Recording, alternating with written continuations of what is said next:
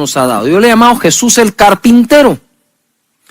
Jesús es hijo de Dios, hemos aprendido de él como hijo de Dios, hemos aprendido como nuestro Salvador, como nuestro Maestro, como nuestro Señor, como el que habrá de venir, como el que hace milagros, señales, prodigios, nuestro sanador, nuestro proveedor, pero por ahí como que dejamos a un lado eso que fue carpintero o el carpintero. Quiero empezar hablando acerca de esto. El trabajo viene de Dios. Trabajar es algo que Dios inventó. En Génesis capítulo 2, verso 15, leemos: tomó pues Jehová al hombre y lo puso en el huerto del Edén para que lo labrara y lo guardase. Fíjate, lo vas a labrar y lo vas a guardar. Pero lo que no hemos caído en cuenta es que fue después de esto que Dios hizo caer a Adán en un profundo sueño y sacó de él a la mujer. ¡Wow! Dios dio primero a Adán o al hombre trabajo y luego le dio compañera. Hoy en día la gente anda buscando primero compañera y después trabajo. Eso está de cabeza. Primero aprendamos a trabajar para entonces escoger pareja, vocación, profesión, a qué nos inclinamos, para qué somos buenos, para qué nos capacitamos. Trabajo le dio Dios primero y después le dio compañera. De hecho, yo creo que cuando Dios hizo una ayuda idónea al hombre, si Dios le dio primero trabajo y después le dio ayuda, era importante que Eva comprendiera el trabajo de Adán, para entonces ser ayuda idónea o compañera ideal para él. En este contexto veo yo la creación de Eva. Eso jamás va a querer decir que las mujeres no trabajen. Claro que sí. Proverbios 31 dice y habla de una mujer que trabaja y provee para su casa. Primera cosa entonces es el trabajo viene de Dios y viene desde el Génesis, desde la creación misma de Adán. La segunda cosa es que Dios y su Hijo trabajan. Mira qué interesante esto. Juan capítulo 5 verso 17 nos enseña: y Jesús le respondió: mi Padre hasta ahora trabaja y yo trabajo. ¡Wow! Papá e hijo trabajando. Nosotros tenemos a nuestros hijos y hay un tiempo para, como decimos, para criarlo. Tenemos un tiempo para educarlos, para enseñarle a decir papá, mamá, para empezarle a enseñarle a caminar, a ir al colegio, aprenden, llegan a la edad de trabajo, perfecto, y ahora papá e hijo trabajan. Llega el momento en que así sucede. El ejemplo del trabajo se debe dar en casa y lo deben dar los padres. Dice, mi padre y yo. Mi padre hasta ahora trabaja y yo trabajo. Si Dios trabaja, ¿por qué no habría de trabajar yo? Si el Hijo de Dios trabaja, ¿por qué no voy a trabajar yo? Jesús trabajó para su Padre. Miren esto qué interesante. Lucas 2:49. Entonces Él les dijo: ¿por qué me buscáis? ¿No sabías que en los negocios de mi Padre me es necesario estar? ¡Qué visión! Desde niño Jesús sabía que se debía trabajar.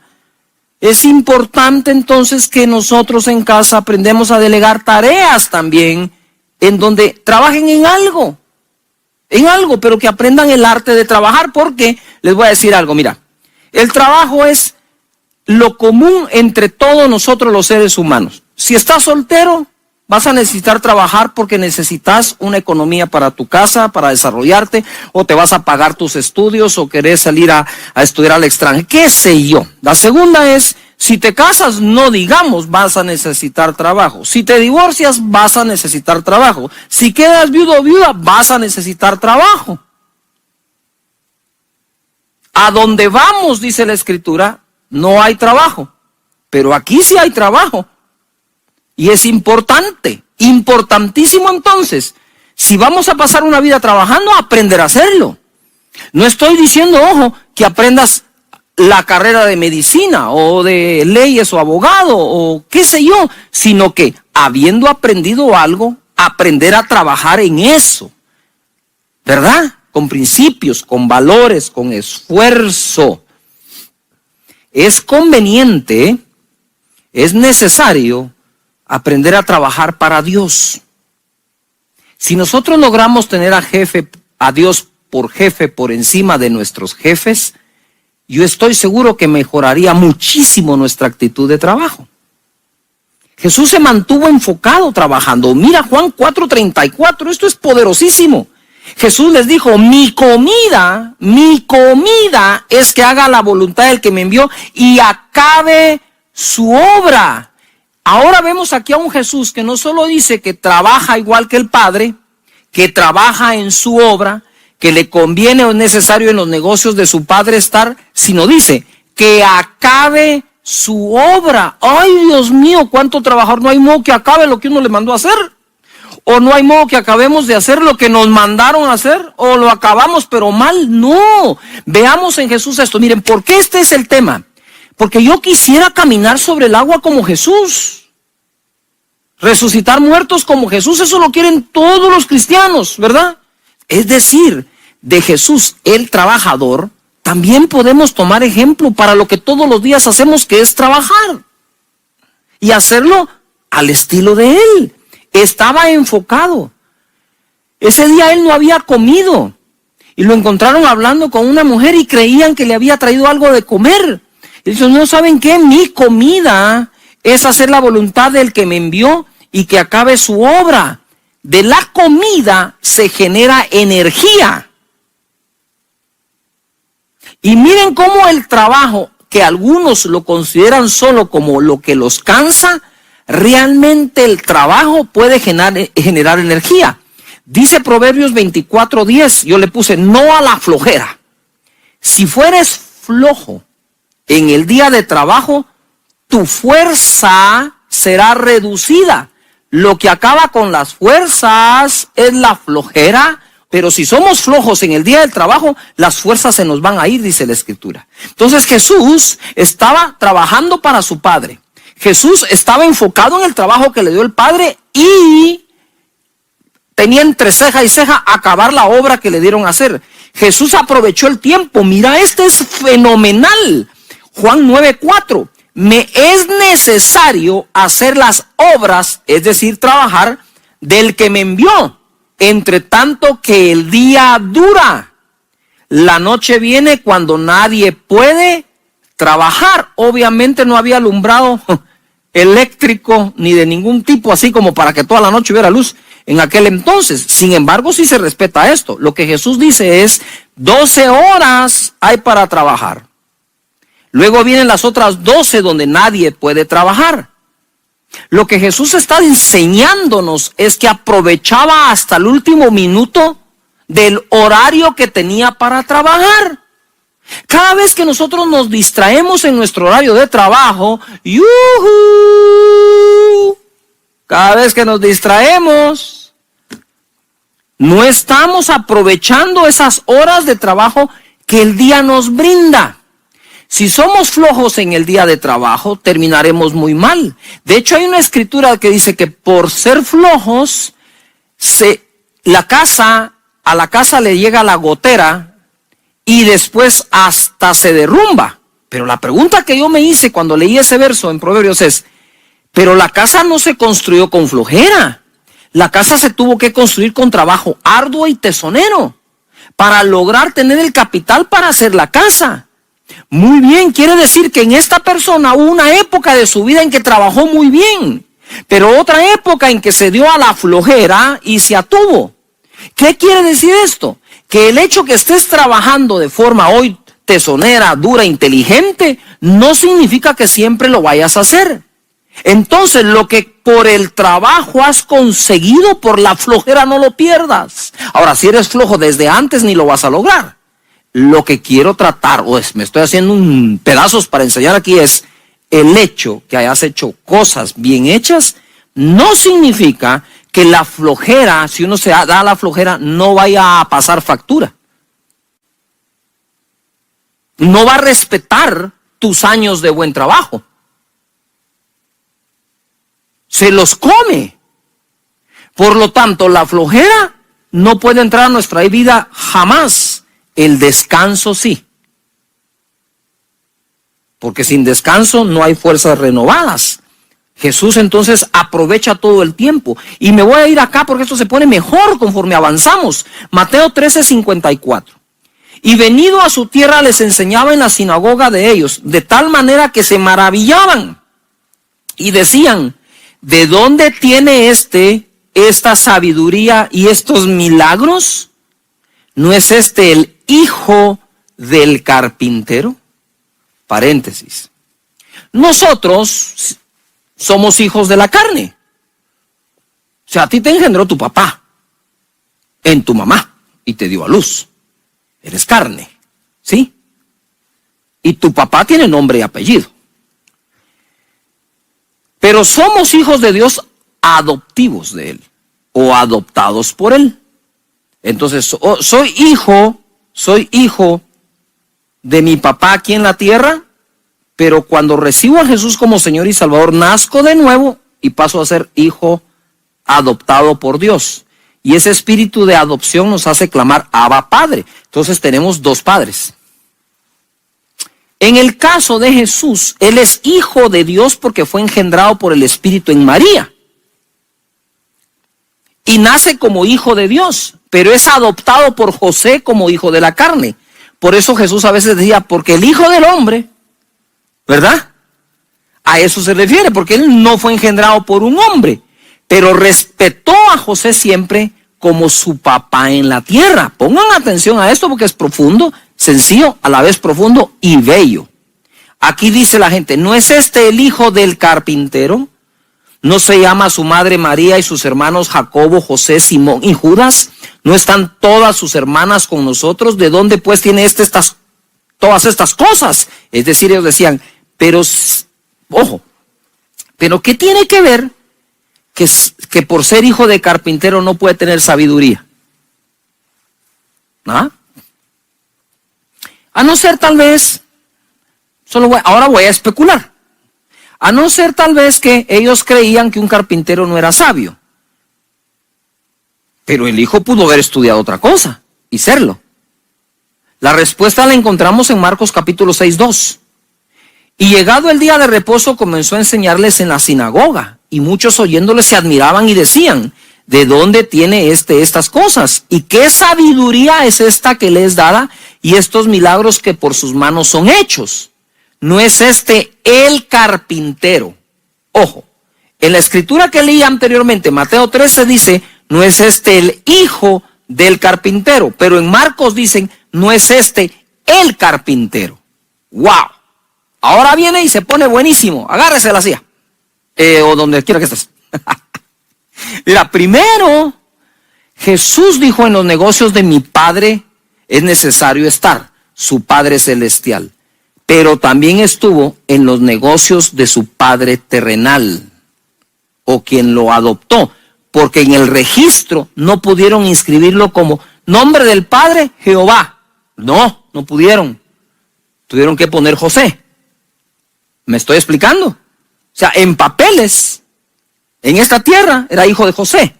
Fue engendrado por Dios, eso lo sabemos muy bien. Lo que quiero explicar, porque fue lo que más me impactó a mí, es ver cómo Jesús trabaja para su Padre Celestial, pero no por eso dejó de trabajar para José, quien lo adoptó como hijo. Porque hijo de carpintero, carpintero.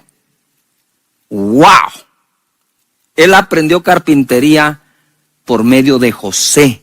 José fue su maestro, el que le enseñó esa arte de la carpintería, que en el original no es solo carpintero, es constructor. Y por eso Jesús sacaba unas parábolas, y creo que dice tectón, es constructor.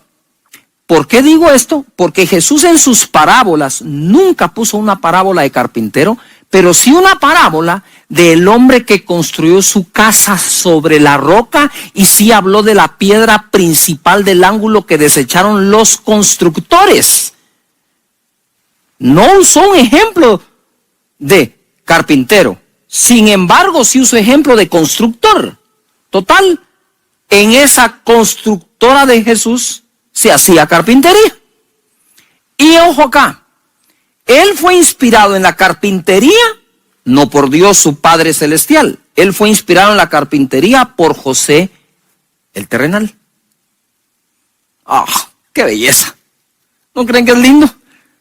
Que Jesús no dejó de honrar a José poniendo por excusa que solamente iba a honrar a Dios, su Padre. Y así, por eso digo que el trabajo se aprende en casa. Tal vez eres médico y tu hijo no va a ser médico, pero va a aprender cómo tú practicas la medicina para él practicar quizás la arquitectura. Con los mismos principios, valores, esfuerzo, desvelos. A veces no nos da tiempo de comer, sin el a veces, a menudo, ¿verdad? Porque es trabajo inteligente, pero también fuerte. El trabajar es un regalo, es una ocupación que viene de Dios. Eclesiastés 3:9. ¿Qué provecho tiene el que trabaja de aquello en que se afana? Yo he visto el trabajo que Dios ha dado a los hijos de los hombres para que se ocupen en él. Trabajar, ¿sí? Es una ocupación. Debemos estar ocupados en nuestro trabajo. Y entre más nos ocupamos en él, mejores habilidades desarrollamos, mejor aprendemos.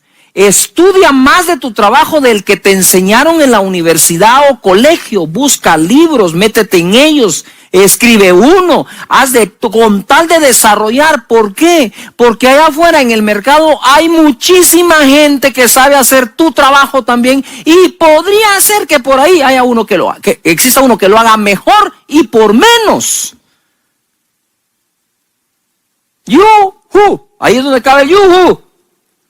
El trabajo puede traer cansancio. 1 Tesalonicenses 2:9. Porque os acordáis, hermanos, de vuestro trabajo y fatiga, de nuestro trabajo y fatiga, como trabajando de noche y de día, dice Pablo. Como trabajando de noche y de día, para no ser gravosos a ninguno de vosotros, os predicamos el evangelio de Dios. Un gran predicador de L. Moody dijo: me canso en el trabajo, pero jamás del trabajo. Por supuesto que regresamos cansados a casa de trabajar, pero no del trabajo que tenemos. Tenemos actitud para hacerlo. Pero no solo hay que enseñar trabajo inteligente, duro, tesonero, sino también la actitud para trabajar. Eclesiastés capítulo 3:22. Así que he visto que no hay cosa mejor para el hombre que alegrarse en su trabajo, porque esta es su parte, porque ¿quién lo llevará para que vea lo que ha de ser después de él? Nadie. Hay que estar alegre en el trabajo para hacer un buen trabajo, y no al revés, porque hago un buen trabajo estoy alegre. Si primero estoy alegre, lo más probable es que haga un buen trabajo. Nos dignifica. Salmo 128:1. Bienaventurado todo aquel que teme a Jehová, que anda en sus caminos. Verso 2, agárrese. Cuando comieres el trabajo de tus manos, bienaventurado serás y te irá bien. ¿Por qué trabajar honestamente? ¿Por qué trabajar inteligente y duramente? ¿Por qué ser honesto y honrado para trabajar? Porque no me cabe a mí en la mente cómo alguien puede poner un plato de comida en la mesa para sus hijos haciendo lo indebido, lo incorrecto y lo malo. Hay gente que pone platos de comida en su mesa mintiendo y difamando y haciendo cosas que no se deben. Si vamos a dar de comer a nuestros hijos, que la fuente que trae esa bendición venga de Dios, sea honesta y sea correcta para la gloria y la honra de nuestro Señor. Bienaventurado serás, dice, y te irá bien. Tu mujer será como vid que lleva fruto a los lados de tu casa, tus hijos como plantas de olivo alrededor de tu mesa, aprendiendo de ti. He aquí, dice, he aquí que así será bendecido el nombre del hombre del que teme a Jehová. Proverbios 22:29, ¿has visto hombre solícito en su trabajo? Delante de los reyes estará, no estará delante de los de baja condición. Yo escribí aquí, Jesús es rey y trabaja como tal. Hombre solícito es el hombre amable, dispuesto, atento, dice el diccionario. Hombre solícito, así era Jesús. La honestidad en el trabajo es súper importante. Lucas capítulo 20, verso 20. Y acechándole, lean esto, enviaron espías a que simulasen juntos, a que se simulasen juntos, a fin de sorprenderle en alguna palabra para entregarle al poder y autoridad del gobernador. Y le preguntaron diciendo, maestro, sabemos que dices y enseñas rectamente y que no haces acepción de personas, sino que enseñas el camino de Dios con verdad. Nos es lícito dar tributo a César o no. Mas él, comprendiendo la astucia de ellos, les dijo, ¿por qué me tentáis? Mostradme la moneda. ¿De quién tiene la imagen y la inscripción? Y respondiendo dijeron, de César. Entonces les dijo, pues dad a César lo que es de César y a Dios lo que es de Dios. Y no pudieron sorprenderle en palabra alguna delante del pueblo, sino que, maravillados de su respuesta, callaron. Importante entonces que aprendamos esto. Y a Dios lo que es de Dios.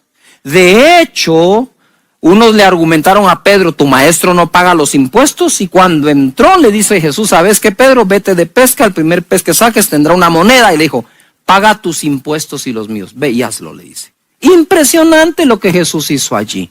Hoy quiero orar, quiero terminar orando por tu trabajo. Y por tu descendencia que se levante como grandes y buenos trabajadores, imitando a Jesús el carpintero. No sé cuándo iremos a caminar sobre el agua o resucitar un muerto. Claro que oramos por eso. Lo que sí sé es que todos los días hay que salir a trabajar. Y Jesús como carpintero nos demostró que se puede hacer bien hecho. Padre, en el nombre de Jesús, en este momento quiero orar por todo trabajo, por toda empresa, por todo negocio, para que tú pongas tu mano allí y los bendigas, con un trabajo en que se alegren, en que sean honestos para llevar el pan a su mesa, que sean correctos, Señor, contigo y con el César, como dices tú. En el nombre de Jesús, bendícelos en todo, que no falte trabajo ni empleo a ninguno de tus hijos, antes bien prospéralos, bendíceles y abre las ventanas de los cielos sobre ellos, y que la bendición tuya se derrame hasta que sobreabunde. En el nombre, todo eso a los pies de Jesús, pero esa es la frase con la que me duermo. Mañana será otro día. Bástale a cada día su propio mal. ¿Verdad? Y como digo yo siempre, ya cuando llega ese momento digo yo, y este muñeco se mete en su estuche para amanecer con nueva misericordia al día siguiente. ¿Qué tal si le damos un vistazo al futuro? Les he leído este salmo varias veces. Quiero que me aguanten, por favor, porque es bueno repasarlo y es solo para poderme introducir a lo que viene. El Salmo 23 es un salmo progresivo. Si cumples con la primera línea, se cumplirá la segunda, se cumplirá la tercera y así sucesivamente hasta terminarlo. Dice la escritura, Jehová es mi pastor, a ver todos, eso es, nada me faltará. El que cree que Dios es su pastor, cree que no le falta nada. Entonces sigue el siguiente verso, en lugares de delicados pastos me hará descansar. No descansa el que no confía que Dios provee. Descansa el que sabe que Dios provee. Eso se aplica al día domingo cuando descansamos y buscamos al Señor. Eso se aplica en la tarde cuando termina la faena del día y podemos descansar. Eso se aplica en tiempos de angustia, persecución y estrechez. Descansar en el Señor, que nada nos faltará. Y entonces descansamos. Luego, junto a aguas de reposo me pastoreará. Él pastorea al que descansa porque confía que no le falta nada. Confortará mi alma, Él conforta el alma de aquel a quien puede pastorear porque toma tiempo de descansar debido a que cree que nada le faltará. Después dice, me guiará por sendas de justicia por amor de su nombre. Es mucho más fácil oír las instrucciones de cómo ser guiado por Dios cuando estamos siendo confortados, porque somos pastoreados, porque estamos descansando, porque confiamos que no nos falta nada. Aunque dice, me guiará por sendas de justicia por amor de su nombre. Aunque ande en valle de sombras de muerte, no temeré mal alguno, porque tú estarás conmigo. De nuevo es progresivo. Cuando ya somos pastoreados porque descansamos, porque confiamos, Él nos guía por senda de justicia. Y si atravesamos un valle de sombra de muerte, no temeremos mal alguno, porque Él está con nosotros. Tu vara y tu cayado nos infundirán aliento. Aderezas mesa delante de mí en presencia de mis angustiadores. Unges mi cabeza con aceite, mi copa está rebosando. Ciertamente el bien y la misericordia me seguirán todos los días de mi vida, y en la casa de Jehová moraré por largos días. Progresivo. Todo en futuro. Lo que David hacía era echarle un vistazo al futuro, ojo, basado en la fe y confianza que le tenía a Dios. Tú puedes imaginar un futuro de acuerdo a la confianza que en Dios tienes. No me va a faltar. La Escritura no dice, Jehová es mi pastor, nada me faltará mientras tenga trabajo, me den aumento, el salario alcance. Entonces, ¿en qué quedamos? Nada nos faltará porque Él es nuestro pastor. Punto. Y luego va progresando el Salmo y le echa un vistazo. Dice, e incluso considera, mira, David era un hombre de tanta fe, está dentro de los héroes de la fe en Hebreos 11. Sin embargo, él está considerando un futuro aún peligroso. Y se está anticipando a ese futuro con un buen vistazo diciendo, aún si yo pueda caminar en un valle de muerte, no temeré mal alguno, porque tu vara y tu cayado me infundirán, ¿qué? Aliento. Aún si yo camino ahí, Dios estará con nosotros. La fe, dice la Escritura, es por el oír, y el oír por la palabra de Dios. Nosotros decidimos enfrentar lo que estamos viviendo con fe, decidimos enfrentarlo con pesimismo, optimismo, con buen ánimo, con unidad familiar, solos. Esas son decisiones que nosotros vamos tomando. Pero definitivamente el oído es vital. El oído es vital. Por aquí se contagia uno de miedo, temor, duda, angustia, ansiedad. Por aquí. Por eso dice la Escritura, las malas conversaciones corrompen buenas costumbres. En Mateo capítulo 13, verso 18, hoy me voy a ir a lo básico. Ya saben que eso es lo que me agrada y creo que es fruto de la oración de pedirle a Dios, Señor, dame una palabra para la vida de cada persona, para que cuando salgan de su casa o regresen tengan algo que practicar de tu palabra. Y la parábola del sembrador fue la primera que Jesús habló y dijo, si no entienden esta parábola, ¿cómo van a poder entender el resto? Y es muy sencilla, pero a la vez profunda. En el verso 18, Mateo 13 dice, oíd pues vosotros la parábola del sembrador. Cuando alguno oye la palabra del reino y no la entiende, viene el malo y arrebata lo que fue sembrado en su corazón. Este es el que fue sembrado junto al camino. Cuando hablamos de que la palabra fue sembrada junto al camino, dice la parábola, que vienen las aves del cielo y roban la semilla o la palabra. Y entonces él explica acá. Lo que ocurre, la interpretación de esto es que cuando alguien no le entiende, entonces viene el malo y la arrebata. Orando por todos ustedes y por su servidor, obviamente, aquí en esta escritura me encuentro que la palabra de no entender la escritura, ahí hay un truco escondido que el enemigo puede aprovechar. Tener la esencia de lo que se nos enseña es tener entendimiento de lo que estamos aprendiendo. Y el original dice, es poner dos combatientes hostiles juntos. ¿Alguien va a ganar? Entonces está la capacidad de entender de acuerdo a lo que Dios quiere decir. Y cuando dice no entender o no la entendemos, no se refiere que no entendiste nada, sino que entendiste mal. Quiero de nuevo, entendiste mal. Mal, el maligno. Él sembró otro entendimiento. Y es así como se roba la palabra o el entendimiento de lo que venía de parte de Dios para tu vida.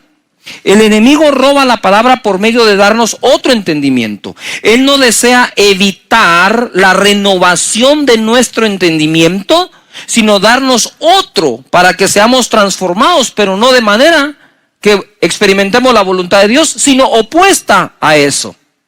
Eso es lo que el enemigo va a tratar de hacer. Por lo tanto, tenemos que cuidar cómo escuchamos y cómo entendemos la palabra del Señor. Por ejemplo, la Biblia dice que la voluntad de Dios es buena, agradable y perfecta. Eso viene por la renovación de nuestro entendimiento para experimentar esa voluntad buena, agradable y perfecta. Entonces la gente viene y dice, no, es que lo que me pasa. Y entonces no tienes el entendimiento que las Escrituras te ofrecen, sino el entendimiento que alguien más te está ofreciendo. Dios es bueno, Dios tiene misericordia todos los días de nuestra vida. Entonces en la parábola, lo que tenemos que evitar primero es que entendamos de una forma equivocada lo que el Señor nos quiere decir y bendecir. Persecución por lo que crees. 20, verso 20. Y el que fue sembrado en pedregales, este es el que oye la palabra y al momento la recibe con gozo. Tiene un pico de emoción, de gozo impresionante, pero no tiene raíz en sí, sino que es de corta duración, pues al venir la aflicción o la persecución por causa de la palabra, luego tropieza. Ojo, cuando la Escritura dice que es de corta duración, aquí lo voy a ampliar un poco más a la vida. Existen personas que son de corta duración en todo lo que hacen. Siempre están cambiando lo que hacen. Todo les dura muy poco tiempo. Como decía mi mamá, mira, Cash, me decía él, no seas arranque de macho y parada de mula, me decía. Es decir, arranca como caballo de carrera y cuando para se siembra, que no hay quien lo mueva. Y entonces ella también me decía, ay, mira, Cash, tenés que aprender a no ser 14 oficios o 7 oficios, 14 necesidades. Esos proverbios me fueron penetrando poco a poco a mi mente y dándome a mi entendimiento cosas que me sirven para vivir el día de hoy. Entonces las personas que suelen sobreemocionarse positivamente, también suelen afligirse y entrar en temor con la misma intensidad que se gozaron, perdiendo así algo que habían ganado. ¿Y por qué estoy enseñando esto? Porque creo que por el Espíritu de Dios puedo ver cómo, debido a todo lo que pasa en esta crisis, hay mucho altibajo emocional. Un día estás, wow, mañana salimos, otro día, ya volvieron a decir tal cosa. Y ahora nos dijeron y ahora nos dicen otra. Y eso va drenando nuestras emociones. Y mire, eso trae un cansancio y trae una fatiga que es difícil soportarla. A mí me pasa, por eso te estoy predicando esto. Porque a mí me pasa también, y esta es la palabra que me ha dado para que me pase menos o pueda yo sobreponerme a esto. Estas son aquellas personas que cuando todo va bien, ellos están bien.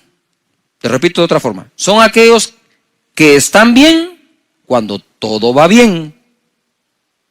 Están mal cuando las cosas van mal. Todo estará bien mientras les vaya bien. Estos tropiezan, dice la Escritura, es decir, cambian su caminar y aún su destino por miedo. Corta duración. Has leído 3 capítulos de 15 libros, pero ni uno entero. Yuhu, corta duración. Los proyectos nos van a gustar si son en corto, no en largo. Entonces, cuando soy una persona dada a la corta duración, y luego entonces me emociono cuando recibo la palabra de Dios, pero le aplico la misma conducta de mi carácter. Le aplico a la Escritura la misma conducta diciendo, wow, sí, gloria a Dios, aleluya.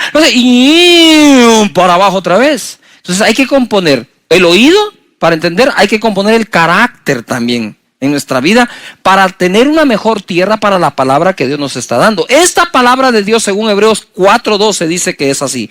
Porque la palabra de Dios Es viva y eficaz y más penetrante o cortante que toda espada de dos filos, ojo, y penetra hasta partir el alma, donde están todas las emociones, y el espíritu, que es el que se conecta con Dios, las coyunturas y los tuétanos, y discierne los pensamientos y las intenciones del corazón. La palabra que Dios te quiere dar constantemente está viva, tiene vida, está viva y es eficaz, es eficiente, es algo que me va a hacer lograr algo bien hecho.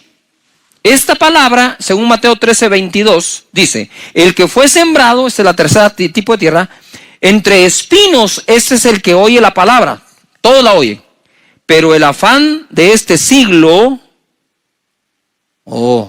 el afán de este siglo y el engaño de las riquezas ahogan la palabra y se hace infructuosa. Mas el que fue sembrado en buena tierra, ese es el que oye y entiende la palabra y da fruto. Ojo, la oye, la entiende y da fruto y produce al 100, 60 o 30 por uno. Es un error creer que la buena tierra es únicamente aquella que da 100% del fruto. ¿Qué estamos diciendo en la parábola del sembrador? Es cuando Dios te da una palabra, cuando oyes una prédica, si dieras el fruto de esa palabra, dieras solo el 30%, ya eres buena tierra, así que no hay ninguna condenación. Pero si nosotros vamos limpiándonos de espinos y de abrojos, del afán de la vida, del engaño de la riqueza, de las emociones mal manejadas y de no entenderla, entonces podemos crecer del 30 al 60 al 100%. Hay gente que da más fruto, gente que da menos fruto, pero si ya estás en el 30, eres buena tierra y te declaro buena tierra para la palabra de Dios. Ojo, la palabra de Dios es una buena semilla todo el tiempo y está viva y es eficaz. Sin embargo, se puede ahogar y volverla no fructífera por miedo del afán de este siglo. ¿Qué es el afán de este siglo? Familia que estás allí. El afán de este siglo es básico, elemental. ¿Cuál es? ¿Qué comer, qué vestir, trabajo, paga, salario, empresa, ventas? ¿No es eso el afán de todos los días? ¿No es eso a lo que salís todos los días cuando vas a trabajar? Y luego a veces se nos acusan a las personas que queremos enseñarles cómo a través de la palabra de Dios les va bien ahí. Si no puedo llevar la palabra de Dios a mi trabajo y a la familia, ¿a dónde la puedo llevar? Entonces, lo que quiero decirte en esta oportunidad es que si tengo resuelto el problema del afán por la vida, no el ingreso mensual para la vida, sino el afán de la vida. Porque la palabra no dice que la palabra sembrada en ti se ahoga por un bajo salario, o por mucho salario, o por mucho ingreso, o por ingreso. Dice aquí, se ahoga, la palabra que está viva se ahoga, es decir, se hunde hasta que queda sin respiración y muere. Eso se ahoga si yo tengo afán por la vida. Entonces, de lo primero que tengo que aprender en las Escrituras para poder dar fruto de toda palabra que me siembran, es que no me debo afanar por la vida. Eso no quiere decir que eres un irresponsable, sino que en donde trabajas confiando que si eso no alcanza, de eso no depende Dios para que Él te bendiga, sino de tu fe, de cómo le crees al Señor. Me mandó un chat un amigo que normalmente me está dando palabras de ánimo, me envía palabras de ánimo, pero esta vez me dice: pastor, gracias por su palabra cuando empezó y cuando enseñó que nada me faltará. Cuando nos dijeron que teníamos cuarentena y encima de eso un toque de queda de 12 horas, me agarró sin ahorro, sin efectivo y la refrigeradora vacía. Me sentí morir. Sin embargo, le creí a Dios y no me ha faltado nada. De nada. Tocan a su puerta, gente que no lo conoce, gente que no sabe por qué está pasando. Dicen: mire, sentimos los vecinos traerle esto, aquí está. ¡Wow! ¿Cómo lo saben? Dios hablando a las personas. Entonces, si nosotros logramos quitar el afán de la vida, quitamos lo que ahoga la buena semilla de Dios, y aquellos que en Él confían siempre son las personas que más crecen en el Señor, porque no hay nada que ahogue la palabra. En Romanos capítulo 8, verso 31, hay un verso, este verso a mí me parte el corazón, porque es el amor de Dios expresado de una manera inmensa. Si Dios nos da lo más grande, ¿no nos dará lo demás? Es una pregunta, ¿no nos dará lo demás? ¿Quién pues, dice, perdón, en el verso 31, ¿qué pues diremos a esto? Si Dios es por nosotros, ¿quién contra nosotros? Uy, ese verso lo repetimos a cada rato, sobre todo cuando estamos en angustia. Si Dios por nosotros, ¿quién contra nosotros? El que no escatimó ni a su propio Hijo, sino que lo entregó por todos nosotros, ¿cómo no nos dará también con Él todas las cosas? Tenía yo en mi casa, cuando estábamos recién casados con Sonia, he contado esto. Estaba mi casa, estaban mis vecinos de frente, amigos, y los de lado, y había un perro callejero, perdón, pero así se llamaba, no quiero hacer alusión a nadie, Bobby. Y Bobby era un perro de fe, digo yo, porque cuando hacía frío, el perro escogía bajo qué motor de carro dormir, y siempre escogía el que recién acababa de llegar porque está calientito. Entonces Bobby dormía en la casa de nosotros, en la de frente, en el lado. Pero Bobby, a diferencia de otras mascotas que comen una vez al día, Bobby comía 3 veces al día porque lo alimentábamos nosotros, los vecinos de enfrente y los de lado. Lo más divertido es que cuando llegaba el tiempo de la vacunación, si no nos comunicábamos entre los 3, lo vacunábamos nosotros, los de enfrente y los de lado. ¿No tenía casa o tenía 3? No trabajaba. Y un día yo voy saliendo a la calle cargado, afanado, para ir a conseguir el sustento del día, del mes.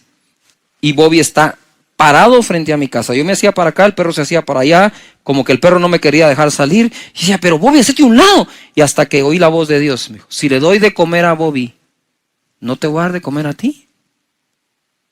Yo empecé a llorar. Dije, Señor, perdóname por esta falta de confianza. Si cuido a Bobby y aún para que lo vacunen, ¿no te tendré sano y saludable a ti? Y eso es lo que Dios te dice hoy. Nosotros podemos. Quiero leer texto en Hebreos capítulo 11 en adelante. Y le titulé yo aquí, si ellos pudieron, podremos nosotros. Dice el verso 1. Es pues la fe, la certeza de lo que se espera, la convicción de lo que no se ve, porque por ella alcanzaron buen testimonio los antiguos. Por la fe entendemos haber sido constituido el universo por la palabra de Dios, de modo que lo que se ve fue hecho de lo que no se veía. Y ahora les voy a dar un listado. Y ustedes lo revisan en casa, lo estudian con toda su familia, esto va a estar muy bonito. Verso 4, por la fe Abel ofreció a Dios más excelente sacrificio que Caín. Paréntesis. Ustedes saben que la primera obra de fe que registra la Biblia entera fue la ofrenda de Abel. Y por eso él alcanzó mejor testimonio que su propio Caín, que lo llegó a matar de envidia. 5. Por la fe Enoc fue traspuesto para no ver muerte. 7. Por la fe Noé, cuando fue advertido por Dios acerca de cosas que aún no se veían, etc. Entonces por la fe Abel, por la fe Enoc, por la fe Noé. Verso 8. Por la fe Abraham, siendo llamado, obedeció para salir del lugar que había de recibir como herencia y salió sin saber a dónde iba. Por la fe habitó como extranjero en la tierra prometida, como en tierra ajena, morando en tiendas con Isaac y Jacob, coherederos de la misma promesa. Por la fe, verso 11, Sara concibió siendo estéril. Verso 20, por la fe bendijo Isaac a Jacob y a Esaú respecto a cosas venideras. Verso 21, por la fe Jacob. Verso 22, por la fe José. Verso 23, por la fe Moisés. Verso 30, por la fe cayeron los muros de Jericó después de rodearlos 7 días. Por la fe Rahab. Verso 32, ¿y qué más digo? Porque el tiempo me faltaría contando de, por la fe Gedeón, por la fe Barak, por la fe Sansón, por la fe Jefté, por la fe David, así por la fe Samuel y por la fe todos los profetas. ¿Quiere que le presente otra fórmula? No funciona otra fórmula. La fórmula que funciona es por la fe. Y por la fe, Esteban. Y por la fe, Raúl. Y por la fe, Andrea. Y por la fe, María. Y por la fe, tú. Por la fe, tú. Dice la Escritura en el verso 33, mire lo que lograron por la fe. Todos. O sea, más, como dicen en mi tierra, más claro no canta un gallo, pues. Ya está claro cómo es. Verso 33. Que por fe, ¿por qué? Por fe, así es, por fe. Certeza de lo que se espera, convicción de lo que no se ve. Y estamos en medio de una situación mundial en donde tenemos que caminar por fe, no haciendo caso a lo que vemos, sino a aquello que Dios ha prometido. Por la fe conquistaron reinos, hicieron justicia, alcanzaron promesas, taparon boca de leones, apagaron fuegos impetuosos, evitaron filo de espada, sacaron fuerza de debilidad, se hicieron fuertes en batallas, pusieron en fuga a ejércitos extranjeros. Las mujeres recibieron sus muertos mediante resurrección, mas otros fueron atormentados, no aceptando el rescate, a fin de obtener mejor resurrección. 36. Otros experimentaron vituperios y azotes, y a más de esto, prisiones y cárceles. Fueron apedreados, aserrados, puestos a prueba, muertos a filo de espada. Anduvieron de acá para allá, cubiertos de pieles de ovejas y de cabras, pobres, angustiados, maltratados. 38. De los cuales el mundo no era digno. Y cuando tú ves la cantidad de personas que están acá, ninguno de ellos fue perfecto. No fue precisamente como decimos el santo de nuestra devoción, pero fueron agradables delante de Dios y alcanzaron buen testimonio porque a Dios le creyeron. Verso 39. Y todos estos, aunque alcanzaron buen testimonio y el mundo no era digno de ellos, mediante la fe no recibieron en aquel entonces lo prometido, para que una cosa se cumpla, proveyendo Dios alguna cosa mejor para nosotros, para que no fuesen ellos perfeccionados aparte de nosotros. Por la fe, por la fe, por la fe. Y ahora quiero terminar en este momento con algo que me impresionó. Si Dios pregunta, debemos responderle. Y en Mateo capítulo 6, verso 28, dice: ¿por qué os afanáis? ¿Por qué os afanáis? ¿Acaso tú no vales más que las aves y eres mejor que un lirio? ¿Por qué os afanáis? Y en este momento, cuando yo estaba leyendo esto, en mi casa, preparándolo, empecé a llorar. Porque la pregunta se la hace a todos y me la ha hecho a mí. ¿Por qué te afanas? Porque me hace falta, porque hay un terror afuera, porque hay una peste, porque hay una pandemia, porque hay una enfermedad, porque hay un virus. Y cuando yo leo esto, la primera sensación que tuve fue no contestarle a Dios, o no tengo respuesta. Y el Espíritu Santo me dijo: quiero oír sus respuestas. Cuando te digo ¿por qué te afanas?, te lo estoy preguntando. Quiero saber qué es lo que te provoca. Yo pienso que es un buen momento para decirle a Dios: Señor, soy sincero contigo, estoy afanado, tengo miedo, tengo temor, tengo incertidumbre, estoy lleno de ansiedad. Dios no quiere esas personas que presumen no tenerlo. Él quiere gente sincera que le diga: sí, estoy muy afectado, Señor, por lo que está pasando. Estoy hasta confundido. Está bien, háblalo, decilo. Es tu Padre. Él no regaña, Él enseña. Él no te va a regañar: ah, no deberías de estar afanado, no miras que cómo soy de bueno. No, pero lo puse así en letra grande. ¿Por qué os afanáis? Más adelante dice: no se afanen diciendo. No se afanen por el día de mañana. Bástale a cada día su propio mal. Y por eso empecé diciendo en esta predicación: mañana será otro día. Mañana será otro día. Padre, gracias te doy por cada hogar conectado, por cada casa, por cada conexión, por cada persona. Estamos cargados, Señor. Te lo reconocemos, lo aceptamos.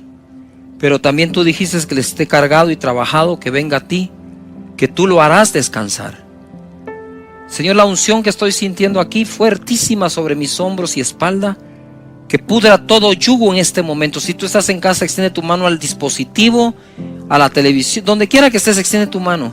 Hay una unción fluyendo en este momento hacia ti que va a podrir todo yugo, toda preocupación, todo afán, toda angustia, toda incertidumbre. En el nombre poderoso de Jesús ordeno que todo eso se largue ahora mismo de la vida de las personas que están conectadas acá. En el nombre de Jesús. Y que cada uno lleve este mensaje a otra persona que lo nota preocupado. En Cristo Jesús sean libres de esto. Y tú que quieres recibir a Jesús en tu corazón, repite conmigo en voz alta en tu casa, ahí con todos: Señor Jesús, yo te doy gracias por haber muerto por mí, por perdonar mis pecados, por lavarme con tu sangre. Te entrego mi vida, te abro mi corazón. Perdona mis pecados, dame la vida eterna.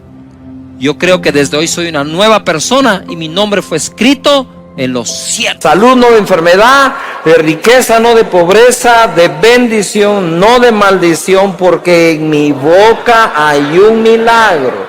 Amén. Hemos estado hablando, sí, de que estamos bendecidos bajo la bendición de Abraham que Dios juró. Y hoy quiero hablarles acerca de lo que es la triple bendición que esto nos trae, y de recibir esas promesas que Dios tiene. En Gálatas capítulo 3 verso 13 les voy a leer un par que ya hemos estado leyendo para unirlas, y a lo largo de toda la enseñanza ustedes van a ver cómo se van entrelazando estas promesas y aparecen por todos lados. En Gálatas 3 verso 13 dice: Cristo nos redimió de la maldición de la ley. O sea, había una maldición. Y Él viene y nos redime, o sea, nos saca de dicha maldición. Por lo tanto, no se vale decir que hay maldiciones que te persiguen. Que si la maldición generacional, que esa ya se quedó generaciones atrás, amén. Y es que tal vez a mí va a dar cáncer, mi familia ya se quedó atrás. Es que mi abuelo fue pobre y vos no. O sea, hay que dejar claro esto, ¿verdad? Eso se queda atrás. Pero si fui redimido de la maldición de la ley, de todo tipo de maldición, entonces también tengo que corregir mi manera de hablar. Cristo nos redimió de la maldición de la ley, hecho por nosotros, ¿qué? Maldición. Porque está escrito: maldito todo el que es colgado en un madero. Ahora leo el 14. Para que, todo esto que pasó en el 13 es para que en Cristo Jesús, ya no maldiciones, sino la bendición de Abraham alcanzase a los gentiles, a fin de que por la fe recibiésemos, ¿qué? El Espíritu Santo. Ahora notemos esto: nos redimen de la maldición, pero ¿y si no nos bendicen, en qué quedamos? O sea, no es lo mismo creer que ya no tienes maldición que creer que ahora tenés bendición. Pon atención, bendición no es la ausencia de la maldición. Yuhu. Bendición es ser bendecido. No es ya no tengo maldición, pero tampoco tengo bendición. Entonces, ¿para dónde vamos? Para ningún lado, estamos en neutro. No, Dios nos quitó una maldición para llenarnos de su, ¿qué? Bendición. En Cristo Jesús. Ahora, el traslado de una cosa a la otra le costó a Jesús ser hecho maldición, porque, ojo, maldito todo el que es colgado en un madero o en la cruz.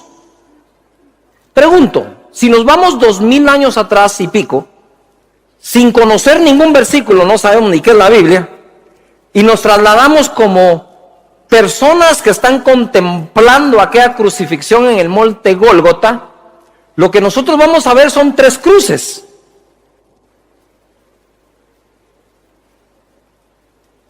Y entonces, para todos los que estaban allí, ahí estaban viendo 3 criminales. No.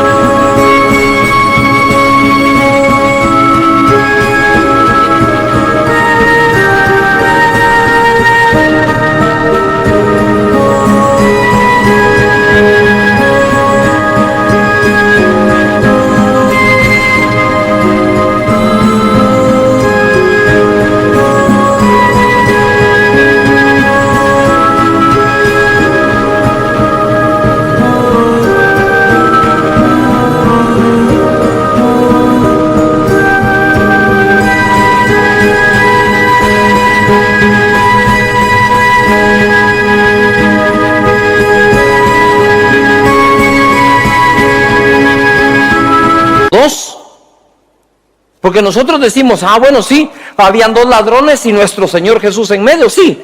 Pero ¿quién sabía eso hasta ese momento? Nadie. Entonces a Jesús lo crucifican en medio para hacerlo parecer el jefe de los otros 2. O sea, Jesús no tenía por qué estar muriendo como un maldito si no hizo nada malo. Pero lo ponen ahí. Una vez está allí, pongan atención, una vez está ahí, escrito está que el que está allí es hecho maldición. Entonces Él se hizo maldición para que tú y yo recibamos ¿qué? Ojo, Él no se hizo maldición para que tú no tengas maldiciones. Él se hizo maldición para que tú tengas ¿qué? Su bendición, la que le juró a Abraham. Dáselo fuerte al Señor, vamos, ánimo. Entonces cuando el mismo diablo, enemigos, lo que sea, te quieran atacar, no les pongas bola, ni chibola, no le tires al diablo, no, mira, del diablo ni se hablan de. Porque sos bendecido. Y cuando él viene con sus mentiras a tus oídos, reprendelo y decís, te largas de aquí. Eso estaba como cuando a Lutero se le apareció el diablo. Él lo narra. Se le aparece el diablo en su alcoba, ¿verdad? Y él se despierta y le dice, sí sos tú, le dijo. Y siguió durmiendo. Pero ya ahí dormido le empieza a recordar todos sus pecados a Lutero. Entonces Lutero se levanta y le dice, tenés razón, todo eso lo cometí yo. Y agarró un tintero de tinta roja, lo estrelló contra la visión que estaba teniendo y pegó en la pared, se llenó de rojo. Le dice, sí, pero de todo eso la sangre de Jesús ya me limpió.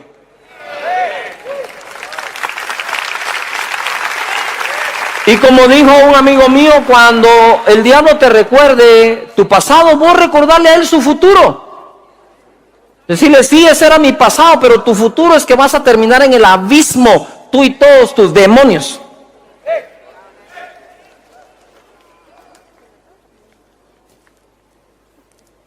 Es que pastor, viera que yo creo que me están haciendo brujería. No, hombre. Entonces, ahora, eso es lo que pasó en el monte Gólgota con Jesús, nuestro Señor. Hebreos 6:12, solo es para recordarlo y entrelazarlo como les expliqué al principio. A fin de que no os hagáis perezosos, a Dios no le gusta esa onda de andar pereciendo, sino imitadores de aquellos que por la fe y la paciencia heredan las promesas. 13, porque cuando Dios hizo la promesa a Abraham, le estaba prometiendo todo esto, no pudiendo jurar por otro mayor, juró por sí mismo, diciendo, de cierto te bendeciré con abundancia y te multiplicaré grandemente. Esta es la triple bendición. Y para ilustrarte algo esto, en las carreras de caballos se habla de la triple corona, que es aquel caballo que gana 3 carreras, las más importantes, el mismo año. Difícilmente habrá un par de caballos que lo han logrado. Pero nosotros sí ganamos, gloria a Dios, la triple corona o la triple bendición de parte de Dios. Somos más que vencedores en aquel que nos amó. Entonces yo quiero que levantes las manos y quiero que declares, porque eso es importante, lo que creas, decláralo, decrétalo. Di conmigo, yo estoy bendecido con una triple bendición. La de multiplicación, la abundancia y la mayor de todas, el Espíritu Santo. En otras palabras, yo soy un bendecido, ungido o un ungido bien bendecido. Amén. Así hay que caminar. Pero hay gente que sí, claro que quiere la abundancia y la multiplicación, pero no se exponen a la presencia del Espíritu Santo. Y hay otros que les encanta la unción, ¿verdad? Pero esa unción que Dios te da es para que sepas que si te da el Espíritu Santo, ¿cómo no te va a dar lo demás? En otras palabras, Dios te está dando a ti, gentil chapín guatemalteco, más de lo que le dio a Abraham. Porque Abraham le dijo, te multiplicaré y te bendeciré con abundancia. Pero no le dijo, y ahí se lleno del Espíritu Santo. Eso es para nosotros. Ahora mira pues, yo te digo, se va a ir entrelazando esto, te va a dar mucha revelación el Señor. Juan 3:34, Jesús hablando dice, porque el que Dios envió, las palabras de Dios habla. Pues Dios no da el Espíritu por medida. En otra versión dice, Dios da el Espíritu sin límites. Es decir, y hay otra que dice, y Dios da su Espíritu abundantemente. Él quiere que camines en las dos abundancias. ¿Todavía están acá? Él da el Espíritu sin medida. Lo da sin límite, lo da abundantemente. Es decir, puedes estar completamente lleno del Espíritu de Dios. Porfa, yo anoche cuando fui a dormir, antes de dormir puse adoración al Señor, me puse a adorar al Rey. Y ahí me fui a mi cuarto, me acuesto y le digo, Señor, qué cosa más maravillosa es dormir bajo tu presencia, que tu presencia venga, esté sobre mí. Aparte de tus cobijas que te pones, Él te cobija. Porque dice la Biblia que es un manto, y es un manto de alegría, el que está sobre nosotros. ¿Cuál es ese producto de la unción? Cuando Jesús recibe la unción del Espíritu Santo, cuando lo declara, está en Lucas capítulo 4, verso 17, leo, y se le dio el libro del profeta Isaías, y habiendo abierto el libro, halló el lugar donde estaba escrito, el Espíritu del Señor está sobre mí. A ver, levanta las manos y diga conmigo, el Espíritu de Dios está sobre mí. Ya yo les voy a leer donde dice que está sobre ti también. No solo sobre Jesús, está sobre ti también. 18, por cuanto me ha ungido, eso es ser ungido, el Espíritu es sobre ti, para dar buenas noticias o buenas nuevas a los pobres. Me ha enviado a sanar, dice, a los quebrantados de corazón, a pregonar libertad a los cautivos, a visitar a los ciegos, a poner en libertad a los oprimidos, a predicar el año agradable del Señor. Y enrollando el libro, lo dio al ministro y se sentó, y los ojos de todos en la sinagoga estaban fijos en él, y comenzó a decirles, hoy se ha cumplido esta escritura delante de vosotros. Ahora, regreso al 18. El Espíritu del Señor está sobre mí por cuanto me ha ungido. Lo primero que dice es para dar buenas.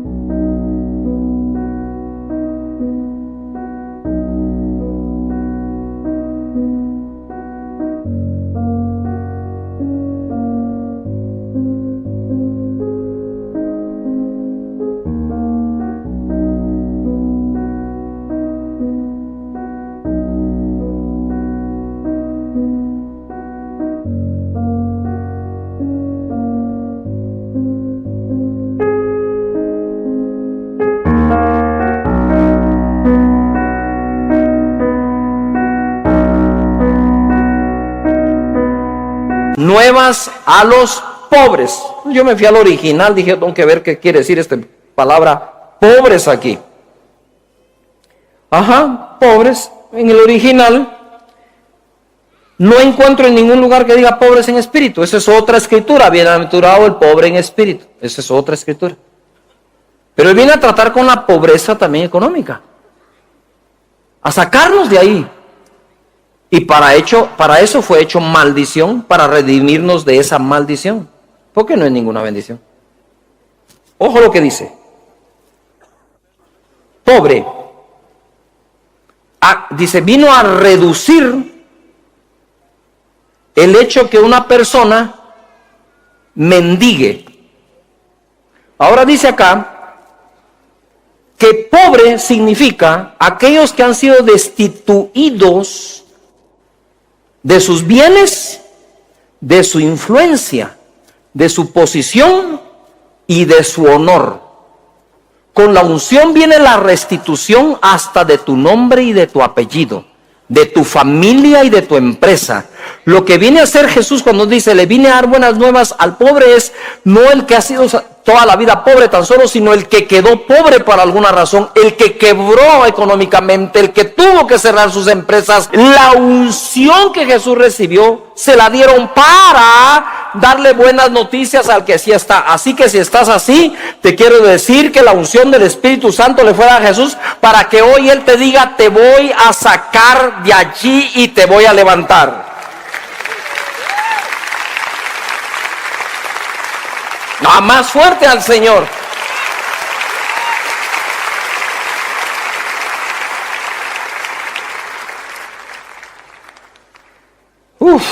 Señor, ¿qué más quieres?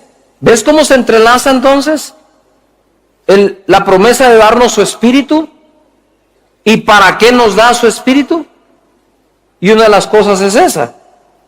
Bien, la promesa del Espíritu Santo. Lucas capítulo 24, verso 49. ¿Verdad? He aquí yo enviaré la promesa de mi Padre. ¿Yuhu?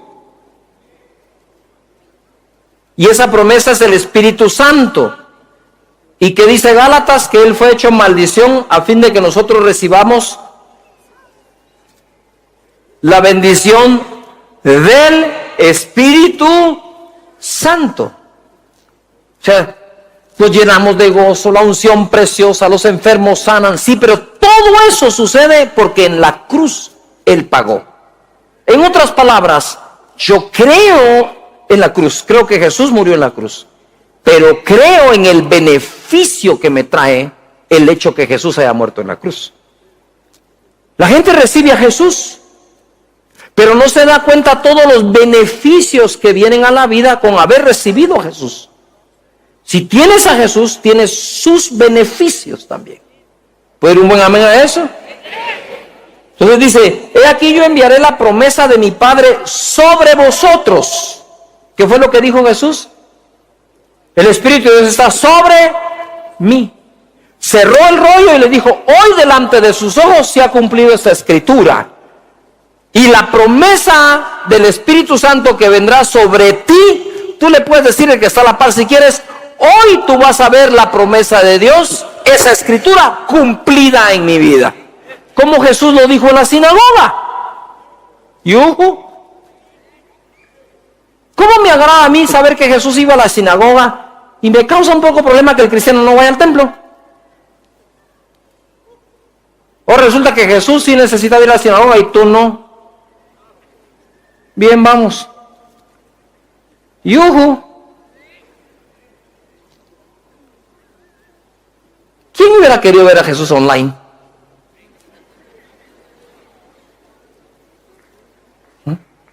Imagínate, el leproso. Le voy a mandar un WhatsApp, con el WhatsApp lo toco. Se vale por la fe, pero no es esa la voluntad de Dios. Eso lo estás tomando como una voluntad alterna, pero no la principal voluntad de Dios. Dice la Biblia, no se dejen de congregar. No yo, la Biblia. He aquí yo enviaré la promesa, dice. Pero quédense ustedes en la ciudad de Jerusalén hasta que seáis investidos del poder desde lo alto. Hechos 1, verso 3. A quienes también después de haber padecido, o sea, resucitó, se presentó vivo con muchas pruebas indubitables, apareciéndoseles durante 40 días y hablándoles acerca del reino de Dios. 4. Y estando juntos les mandó que no se fueran de Jerusalén, sino que esperasen la promesa del Padre. De nuevo, fuerte digan, la promesa, la cual les dijo, oísteis de mí, porque Juan ciertamente bautizó con agua, mas vosotros seréis bautizados con el Espíritu Santo dentro de no muchos días. Hechos capítulo 1, verso 6. Entonces los que se habían reunido le preguntaron diciendo, Señor, ¿restaurarás el reino de Israel en este tiempo? No les toca a ustedes saber los tiempos o las sazones que el Padre puso en su sola potestad. En otras palabras, miren, no se distraigan de lo que está por ocurrir. Eso es lo que está diciendo él. Lo que está por ocurrir es que mi Padre y yo vamos a venir a ser morada en ustedes. ¡Wow!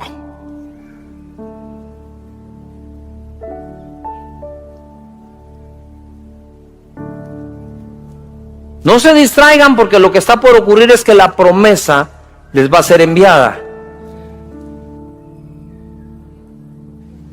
Ya lo de las sazones de los tiempos lo resolvemos en otra oportunidad. Eso es lo que está tratando de Jesús, de decirles: miren, lo que solo está en la potestad del Padre no les compete a ustedes saberlo ahora. Lo que les compete ahora es recibir la promesa de ese mismo Padre que ustedes quieren que les restaure el reino. Y le dice: pero recibiréis poder. ¿Qué vas a recibir? Oh, porfa. Y me seréis testigos en Jerusalén, en toda Judea, en Samaria y hasta lo último de la tierra. Ojo acá, di conmigo: yo seré testigo.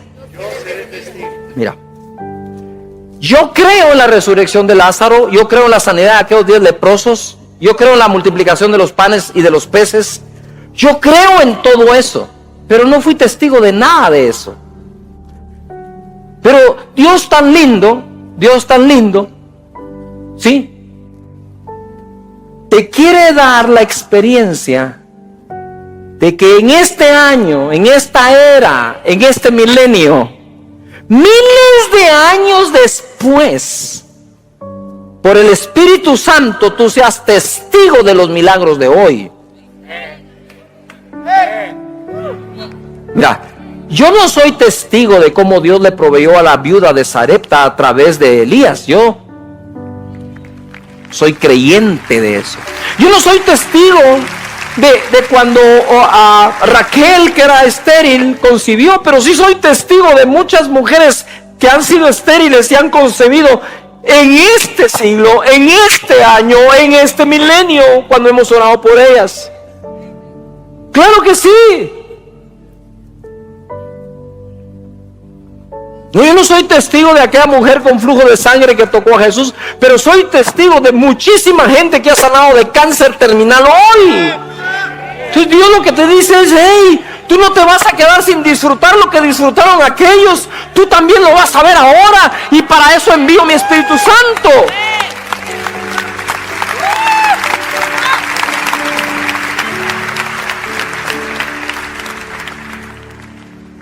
No, yo no soy testigo de cómo Elías venció a los profetas de Baal, pero sí soy testigo de cómo el Señor ha venido a quebrantar las ataduras y todas las obras de brujería y hechicería sobre las vidas de las personas hoy.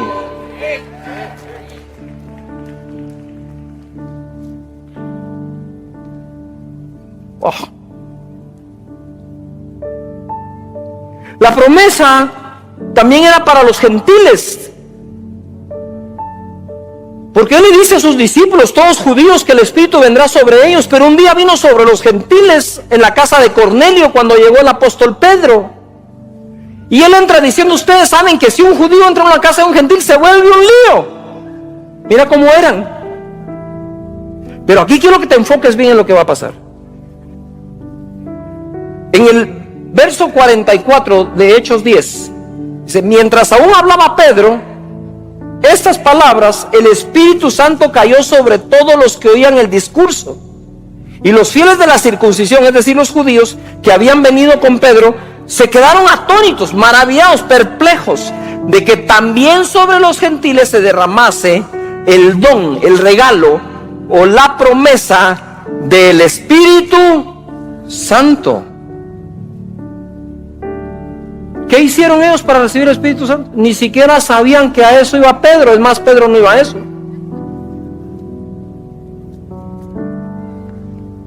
Simplemente estaban oyendo a Pedro y de repente ¡bum! ¿Qué estoy sintiendo? ¿Qué está pasando? Hablaron en otras lenguas, se llenaron del gozo, terminaron embriagados, porque los judíos vieron. Porque la llenura del Espíritu Santo ni es un concepto ni una doctrina, es un acontecimiento, es un hecho. Y se derramó allí delante de Pedro y los judíos. ¿Y qué está pasando? Digo, Hasta en los gentiles se derrama el Espíritu Santo y sin que los toques, Pedro. Él sabía que lo más probable es que Pedro no imponía manos sobre gentiles. Todavía tenía ese tipo de prejuicios. Pero se derramó. Ahora quiero llevarte a Hechos 10, pero verso 37, cuando están explicando, y 38. Vosotros sabéis que lo que se divulgó por toda Judea, comenzando desde Galilea, después del bautismo que predicó Juan. 38. ¿Cómo Dios ungió con el Espíritu Santo y con poder a Jesús de Nazaret? ¿Y qué dice que vamos a recibir nosotros cuando recibamos esa unción? ¿Qué vamos a recibir? Ponga atención acá, porque lo que sucedió en Jesús, no te das bolas, es lo mismo que ha sucedido contigo. Ahora lo que me pregunto es si nos vamos a poner a hacer lo mismo que Jesús hizo. Dice aquí en la Escritura cómo Dios ungió con el Espíritu Santo y con poder a Jesús de Nazaret, y cómo éste anduvo haciendo bienes y sanando a todos los oprimidos por el diablo, porque Dios estaba con él. En otras palabras, viene él y te unge como ungió Jesús. Y te pasa lo mismo que le pasó en la sinagoga, que dijo: hoy se ha cumplido esta escritura. A ver, todo el mundo diga escritura. Delante de los ojos de ustedes. Pero hay otra escritura que se cumple en ti. Y enviaré mi promesa, dice, y recibirán poder cuando venga sobre ustedes el Espíritu Santo. Y entonces me serán, ¿qué? Testigos donde quiera que vayan.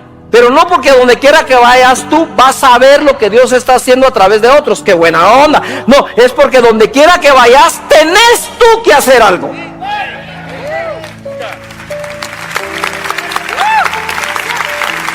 Ahora, ¿qué pasa? Él viene a sanar a los oprimidos del diablo. Si tú estuvieras concentrado en que Dios te dio la unción para sanar oprimidos del diablo, no estarías dándole tanta bola y pasándole tanta chibola a cosas que te traen opresión a ti. El que anda sanando oprimidos no tiene tiempo para recibir opresión. Lo repito. El que anda ocupado sanando oprimidos no tiene tiempo para ponerle chibola al diablo que lo quiere oprimir. Porque de ti está fluyendo la liberación del oprimido. Entre más oras por enfermos, menos miedo le tenés a una enfermedad.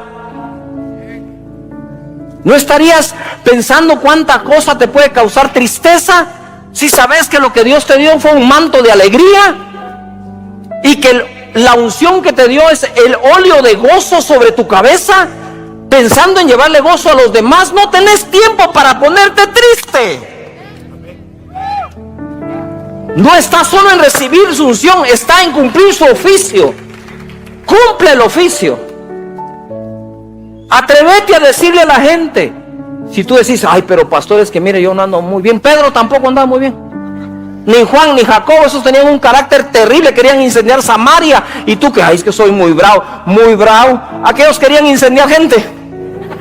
Decía: que baja fuego como Elías, así, chicharrón samaritano ahorita que a todos esos. Y Jesús le dice: ustedes no saben ni de qué espíritu son.